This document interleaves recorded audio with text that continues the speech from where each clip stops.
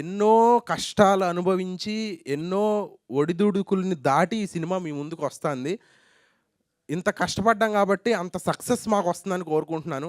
మా తేజ గారికి చాలా నీడెడ్ సక్సెస్సు.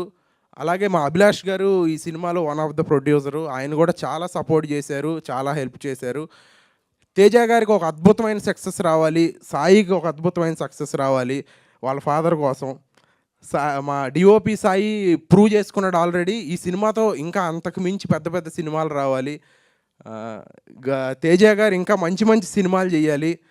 కోమలి గారు ఆవిడ ఆల్రెడీ పెద్ద పెద్ద సినిమాలు చేస్తున్నారు నానిగారితో వాళ్ళతో, కాబట్టి మనతో చేస్తారో లేదో తెలియదు. ఇంకా మంచి సినిమాలు చేయాలి. ఈ సినిమాని అందరూ చూసి ఒక జెన్యూన్ సినిమా చేసాము.